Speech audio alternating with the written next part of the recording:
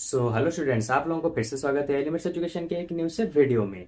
तो जैसा कि आप लोग देख ही सकते हैं कि आज हम लोग स्टार्ट करने वाले हैं क्लास 10 के एनसीईआरटी बुक का एक नया सा चैप्टर जिसका नाम है पॉलिनोमियल्स। ठीक है, तो आज का वाला वीडियो बस एक इंट्रोडक्शन वाला वीडियो होगा जिसमें कि हम कोई भी एक्सरसाइज नहीं कराएंगे, लेकिन इस टॉपिक से रिलेटेड जितने भी सारे इंपोर्टेंट चीजें होगी वो मैं आज के इस वाले वीडियो में आपको बताने वाला हूँ। ओके, तो देखो, सबसे पहले पॉलिनोमियल्स क्या है जानने से पहले हमें जानना पड़ेगा टर्म्स क्या होती है। टर्म्स का मतलब क्या होता है, देखो मान लो किस तरह इस तरह का लिखा हुआ है 3 into x। ठीक है, तो इसी वाले को टर्म्स कहा जाता है, इसी चीज को कहा जाएगा टर्म्स। यानी कि जहां पे एक नंबर वाला पार्ट हो और एक वेरिएबल वाला पार्ट हो, उस चीज को कहा जाता है टर्म्स। ठीक है, जैसे कि मैं एग्जांपल अगर लूं 5s², तो देखो ये भी एक टर्म होगा क्योंकि दोनों साथ साथ है। उसी के साथ 6x², ये भी एक टर्म होगा। उसी के साथ 7y, ये भी एक टर्म होगा क्योंकि यहां पर भी एक नंबर है, यहां पर एक वेरिएबल है, तो इसको भी एक टर्म कहा जाएगा। अच्छा, 3x + 2x, 3x + 2। अच्छा, अब बताओ यहां पे कितने टर्म्स है, यहां पे 2 टर्म्स है। ये है पहला वाला, ये है दूसरा वाला। ठीक है, अच्छा अब मुझे बताओ 5x + 2 + 3y, सॉरी, यहां पे अभी कितने टर्म्स है, very good, 1 term, 2 terms, 3 terms. यानी कि प्लस और माइनस के बीच में जो रहते हैं उन्हीं को टर्म्स कहा जाता है। ठीक है, ऐसा नहीं हो सकता कि 3 एक टर्म हो गया, x दूसरा टर्म हो गया, नहीं, ये दोनों मल्टीप्लाई में है तो इनको हमेशा एक ही टर्म माना जाएगा। जहां कहीं भी नंबर और वेरिएबल मल्टीप्लाई में होते हैं उनको एक ही टर्म माना जाता है, जिसके लिए मैंने यहाँ पे एग्जाम्पल देके आपको अच्छे से समझा दिया। ओके, तो यहाँ पे आप लोगों ने क्या देखा कि यहाँ पे एक टर्म कहीं भी हो सकता है, कहीं पे 2 टर्म्स हो सकते हैं, कहीं पे 3 टर्म्स भी हो सकते हैं। तो इसी के लिए बुक में क्या किया गया है कि टर्म्स के हिसाब से पॉलिनोमियल्स को बहुत से बेसिस में डिवाइड किया गया है। ओके, यानी कि अगर कहीं पे बस एक टर्म होगा तो उसको क्या कहेंगे, कहीं पे 2 टर्म्स होगा तो उसको क्या कहेंगे, कहीं पे 3 टर्म्स होंगे तो उसको क्या कहेंगे। ठीक है, तो देखो टर्म्स के हिसाब से हमने पॉलिनोमियल्स को 3 पार्ट्स में डिवाइड किया है। सबसे पहले आता है मोनोमियल। मोनोमियल का मतलब होता है जहां पे बस एक ही टर्म हो, जैसे कि ये, इसको कहा जाएगा मोनोमियल। जैसे कि ये, इसको कहा जाएगा मोनोमियल। जैसे कि ये, इसको कहा जाएगा मोनोमियल। जैसे कि ये 7y, इसको कहा जाएगा मोनोमियल, क्योंकि इसमें बस एक टर्म है, इसमें भी एक टर्म है, इसमें भी एक टर्म है। वहीं पे बाइनोमियल का मतलब होता है जहां पे दो दो टर्म्स आए, जैसे कि 3x + 5, 7y + z, 8y + 9। यहां पे देखो, यहां पे 2 टर्म्स, यहां पे 2 टर्म्स, यहां पर 2 टर्म्स, तो इसको कहा जाएगा बाइनोमियल। जहां पे दो दो टर्म्स आते हैं उसको कहा जाता है बाइनोमियल। सिंपल। अभी तो तुम ट्राइनोमियल तो समझ ही चुके होगे। अरे भाई, एक टर्म होता तो मोनोमियल, 2 टर्म्स होते तो बाइनोमियल, उसी तरह से 3 टर्म्स होंगे, जैसे कि 3s² + 5x + 3। 3 टर्म्स है तो इसको ट्राइनोमियल कहा जाएगा। 5y² + 6y + 7, यहां पर भी 3 टर्म्स हैं तो इसको भी ट्राइनोमियल ही कहा जाएगा।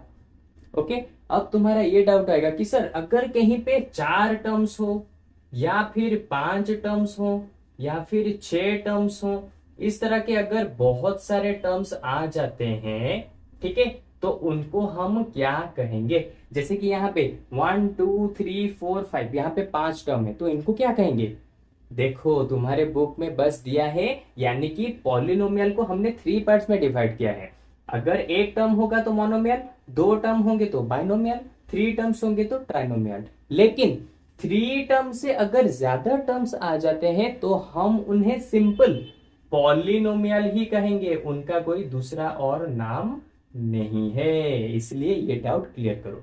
ठीक है, 3 टर्म्स होंगे तो ट्राइनोमियल, दो टर्म्स होंगी तो बाइनोमियल, एक टर्म होगा तो मोनोमियल। लेकिन अगर तीन टर्म से ज्यादा टर्म्स आ जाते हैं, 4 टर्म्स, 5 टर्म्स, 6 टर्म्स, तो उन सभी को सिर्फ पॉलिनोमियल कहा जाएगा। उनके लिए डिफरेंट कोई सा भी नाम यहाँ पे नहीं दिया गया।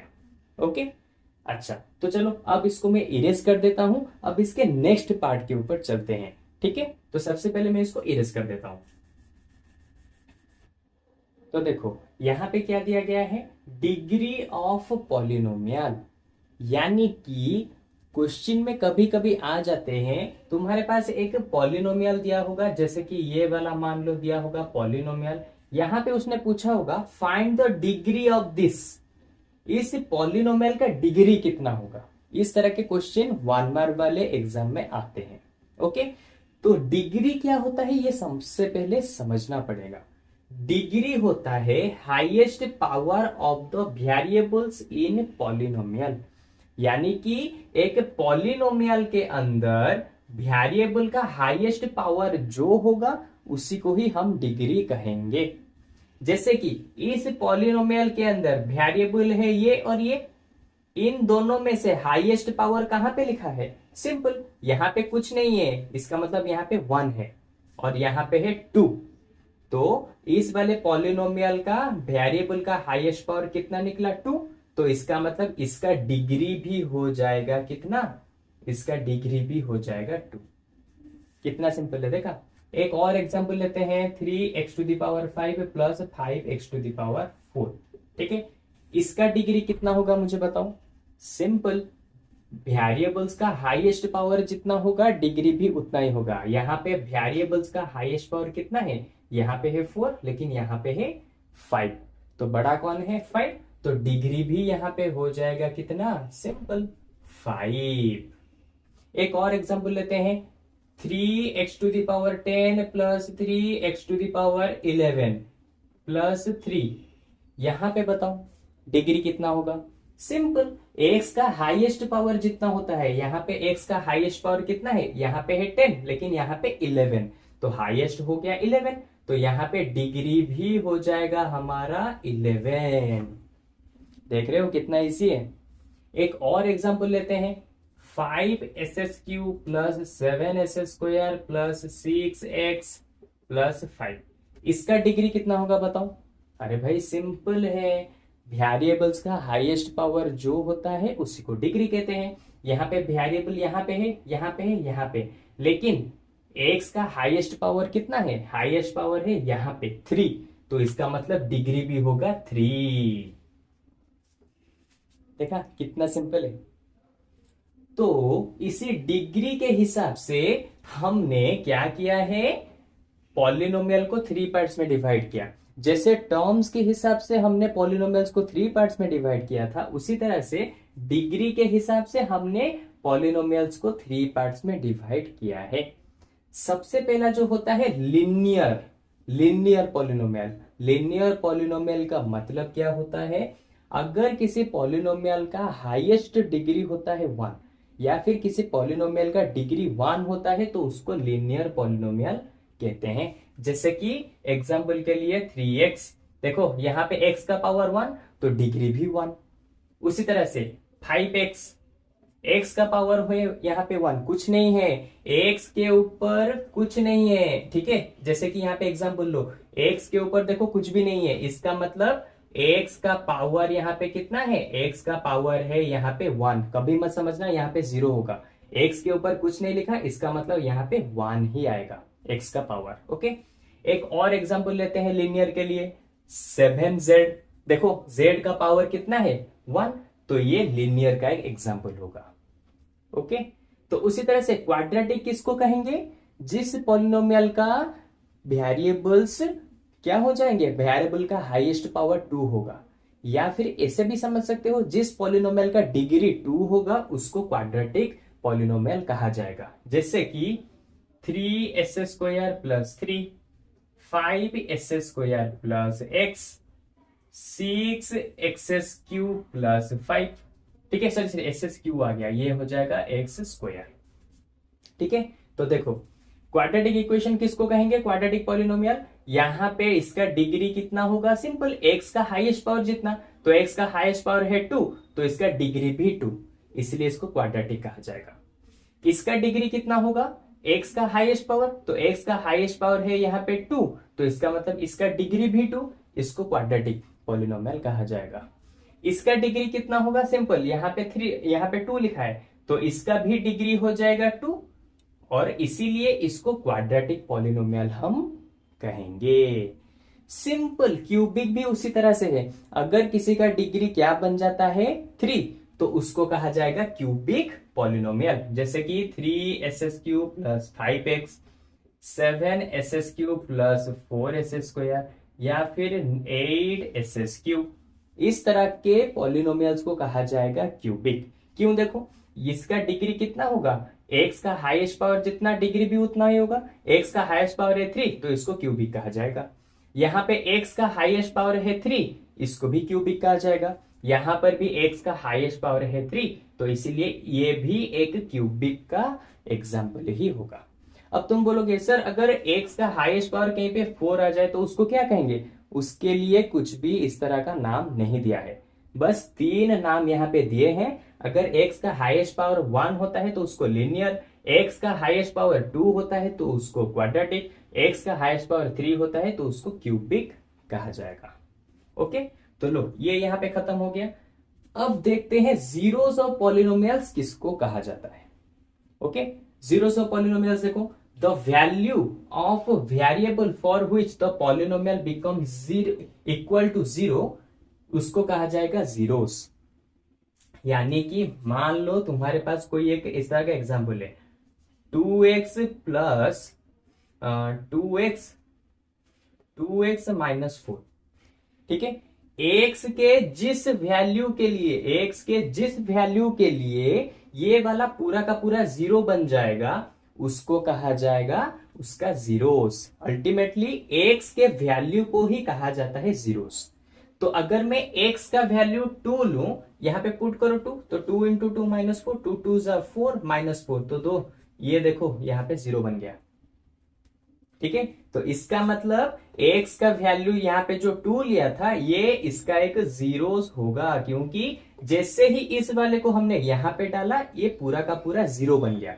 इसीलिए इसने यहाँ पे कहा है वेरिएबल का जो वैल्यू की वजह से, ठीक है, पूरा का पूरा पॉलिनोमियल 0 बन जाता है, उसी को कहा जाता है जीरोस, ठीक है। अगर मैं यहाँ पे 3 डालता और ये पूरा का पूरा 0 बन जाता, तो 3 को भी हम जीरोस कहते हैं। अगर मैं यहाँ पे 5 डालता और ये पूरा का पूरा 0 बन जाता, तो 5 को भी यहाँ पे जीरोस कहा जाता, ठीक है। यानी कि एक पॉलिनोमियल है तुम्हारे पास, और उसके अंदर जो वेरिएबल होगा, उस वेरिएबल के जिस वैल्यू की वजह से वो पूरा का पूरा 0 में कन्वर्ट हो जाता है, उसी को कहा जाता है जीरोस। देखा, बहुत सिंपल है। ओके, अच्छा अब देखो सेकेंड पॉइंट में उसने क्या कहा है, number of zeros in polynomial equal two degree. अब इसका मतलब क्या है, मान लो तुम्हारे पास 3x प्लस 5 है, ठीक है, यहां पे है 5s² प्लस 7, यहां पे है 7s³ प्लस 3x प्लस 2। अब मुझे बताओ यहां पे जीरोस कितने निकलेंगे, यहां पे कितने निकलेंगे, यहां पे कितने निकलेंगे, और यहां पे कितने जीरोस निकलेंगे। जीरोस का मतलब फिर से बता देता हूं, जीरोस का मतलब होता है क्या, x का वैल्यू, x के वैल्यू को ही हम कहते हैं जीरोस। तो यहाँ पे x के कितने वैल्यूज निकलेंगे, यानी कि कितने जीरोस निकलेंगे जिसको यहाँ पे डालने पर ये पूरा का पूरा 0 बन जाए। देखो इसने कहा है x का हाईएस्ट पावर जितना होगा, यानी कि इस पॉलिनोमियल का डिग्री जितना होगा, इसके x के वैल्यूज भी उतने ही निकलेंगे। तो इसका डिग्री पहले पता लगाओ कितना है, इसका डिग्री कितना होगा, यहाँ पे x का हाईएस्ट पावर है 1, तो इसका मतलब इसका डिग्री भी हो जाएगा 1। अगर इसका डिग्री है 1, तो यहाँ पे जीरोस भी निकलेंगे हमारे कितने, 1। इसका डिग्री कितना होगा, देखो इसका डिग्री होगा 2, हमें देखकर ही पता चलता है, क्योंकि मैं अभी यहाँ पे बता भी चुका हूं कि डिग्री कैसे निकाला जाता है। तो यहाँ पे देखो, यहाँ पे क्या है, इसका डिग्री निकला 2, तो इसका मतलब इसके जीरोस भी हो जाएंगे 2। इसका डिग्री बताओ, अरे डिग्री मतलब वहां पे जो वेरिएबल्स होंगे उसका हाईएस्ट पावर। यहाँ पे तो ये दोनों वेरिएबल्स है तो इसका हाईएस्ट पावर कितना है 3, तो डिग्री भी 3। और अगर डिग्री भी 3 तो जीरोस यहाँ पे कितने निकलेंगे, तो जीरोस यहाँ पे निकलेंगे टोटल 3, यानी कि एक्स के कुल मिला के 3 अलग अलग वैल्यूज निकलेंगे। यहाँ पे एक्स के कुल मिला के 2 अलग अलग वैल्यूज निकलेंगे। यहाँ पे एक्स के कुल मिला के एक ही वैल्यू निकलेगा। ठीक है, तो जीरोस हमेशा अलग अलग आते हैं, कभी एक सा नहीं आते। जहां पे डिग्री होगा 2 वहां पे जीरोस 2 आएंगे, जहां पे डिग्री होंगे 3 वहां पे जीरोस 3 आएंगे। तो ये हो गए हमारे जीरोस ऑफ पॉलिनोमियल। अब तुम्हारा डाउट आएगा कि सर इस जीरोस को फाइंड आउट कैसे करते हैं। मान लो तुम्हारे पास, मैं एक लीनियर इक्वेशन का एग्जांपल लेता हूं, 3x + 6 = 0। इसका जीरोस कैसे निकालेंगे, और जीरोस का मतलब होता है एक्स का वैल्यू। ठीक है, तो इसके जीरोस कैसे निकालेंगे, या फिर तुम ऐसा भी बोल सकते हो कि इसके एक्स के वैल्यू को कैसे निकालेंगे। सिंपल, 3x + 6 उस तरफ चला जाएगा -6, तो ये रहा x, 3 यहां पे चला आएगा, डिवाइड हो जाएगा क्योंकि यहाँ पे मल्टीप्लाई में है, तो -6 / 3, तो दोनों कैंसल, -2, x का वैल्यू आ जाएगा -2। तो देखो यहां पे मैंने पहले ही कहा था इसका डिग्री जितना होगा एक्स के वैल्यूज भी उतने ही आएंगे। इसका डिग्री है 1, ठीक है, क्योंकि यहाँ पे एक्स का पावर है 1 तो इसके डिग्री भी 1, तो यहाँ पे एक्स का वैल्यू भी एक ही आया है, एक से ज्यादा नहीं आ सकते। देखो एक ही आया है, तो इस तरह से तुम किसी भी पॉलिनोमियल के जीरोस को निकाल सकते हो। ठीक है, लेकिन अब तुम्हारा डाउट आएगा कि सर अगर 3s² +5 हो तो इसका कैसे निकाले। तो इस चीज को जानने के लिए कि इसके जीरोस को कैसे निकाले, उससे पहले तुम्हें कुछ और कॉन्सेप्ट को समझना पड़ेगा, तभी जाके तुम इसको जीरोस को निकाल सकते हो। ओके, तो चलो अब मैं इसको इरेज करता हूं। इरेज करने के बाद आके जो थोड़ा सा कॉन्सेप्ट है उसके बारे में बात करेंगे, और बाकी रहा इस तरह के इक्वेशन के जीरोस को कैसे निकालेंगे, वो हम आने वाले क्लासेस में धीरे धीरे करके इसको कवर अप करेंगे। क्योंकि अभी मैं इसको बताने जाऊंगा तो तुम बिल्कुल भी समझ नहीं पाओगे, क्योंकि इसके लिए जो कॉन्सेप्ट चाहिए अभी तक तुम उसे समझे नहीं हो। ओके, तो चलो अब इसको इरेज करता हूं, अब इसके आगे वाले कॉन्सेप्ट की तरफ बढ़ते हैं। ठीक है, तो सबसे पहले मैं इसको इरेज कर देता हूं। तो देखो ये वाला आज का एक लास्ट कॉन्सेप्ट है और एक छोटा सा कॉन्सेप्ट है। इसमें दिया है geometrical meaning of zeros of a polynomial.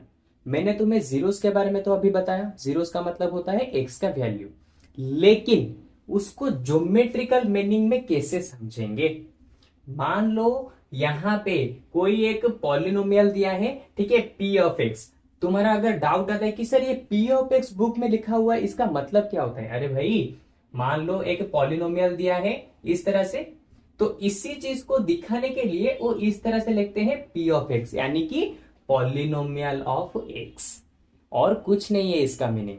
इसी चीज को दिखाने के लिए इस चीज को लिखा जाता है। ठीक है, तो देखो इसने यहां पे क्वेश्चन में पूछा है find the number of zeros of p(x). तो यहां पे मैं तुम्हें तरह तरह के एग्जांपल लूंगा और बताऊंगा इस ज्योमेट्रिकल डायग्राम में से तुम नंबर ऑफ जीरोस को कैसे फाइंड आउट कर सकते हो। ओके, तो ये तो एक हमारे पास ये डायग्राम है जहां पे एक्स एक्सिस वाई एक्सिस बना हुआ है। ओके, लेट सपोज कोई लाइन यहां पे इस तरह से जाती है, तो अब बताओ यहां पे नंबर ऑफ जीरोस कितने बनेंगे। सिंपल 0। क्यों, ये वाला लाइन एक्स एक्सिस को तो टच ही नहीं किया, इसीलिए यहां पे आंसर आएगा 0। ओके, अगर मैं इसको थोड़ा सा इस तरह से बढ़ा देता हूं तो देखो अभी देखो ये लाइन एक्स एक्सिस को टच कर रहा है, तो यहां पे नंबर ऑफ जीरोस निकलेंगे, लेकिन कितने निकलेंगे, वो जितनी बार एक्स एक्सिस को टच कर रहा है वो यहाँ पे एक बार टच कर रहा है, तो यहाँ पे नंबर ऑफ जीरोस हो जाएंगे 1। ठीक है, अच्छा अब चलो इसको इरेज कर देते हैं, एक और एग्जांपल देता हूं। मान लो, ठीक है, इस तरह से एक गया, फिर गया, फिर गया, फिर गया, फिर गया, फिर यहां पे आ गया, तो यहां पे नंबर ऑफ जीरोस कितने होंगे बताओ। सिंपल, इस लाइन ने जितनी बार एक्स एक्सिस को टच किया उतने ही नंबर ऑफ जीरोस यहां पे आएंगे। तो देखो ये पहला, ये दूसरा, ये तीसरा, उसके बाद ये वाला चौथा, ये 5, ये 6। अब मुझे ये मत बोलना कि सर यहां पर भी तो टच हुआ। अरे यहां पर उसने वाई एक्सिस को टच किया, लेकिन एक्स एक्सिस को उसने 1 2 3 4 5 6 टाइम्स टच किया है, इसीलिए नंबर ऑफ जीरोस हो जाएंगे 6। ओके। अच्छा, एक लास्ट वाला एक और एग्जांपल लेते हैं जिससे तुम्हारा पूरा ही डाउट क्लियर हो जाएगा और तुम इजीली इस तरह के क्वेश्चन को कर भी पाओगे। ठीक है। और इस तरह के क्वेश्चन एग्जाम में भी आते हैं। इस तरह का डायग्राम दिया होगा तुम्हारे पास, ठीक है, और डायग्राम से देख के तुम्हें बताना है कि इसके नंबर ऑफ जीरोस कितने होंगे, इसलिए इस चीज को अच्छे से समझ लो। ओके। तो देखो, इस तरह से कोई गया, फिर आया, फिर गया, फिर गया, फिर गया, इस तरह से आया आया आया, फिर देखो यहाँ पे टच करके यहाँ पे चला गया। अब तुम बताओ इसके नंबर ऑफ जीरोस कितने होंगे। अरे सिंपल, उसने जितनी बार यहाँ पे एक्स को टच किया होगा, एक्स एक्सिस को, उतने ही नंबर ऑफ जीरोस आएंगे। तो यहाँ पे उसने एक बार और ये 2 बार, तो इसका मतलब नंबर ऑफ जीरोस आ जाएंगे 2, क्योंकि इसने 2 बार एक्स एक्सिस को यहाँ पे टच किया।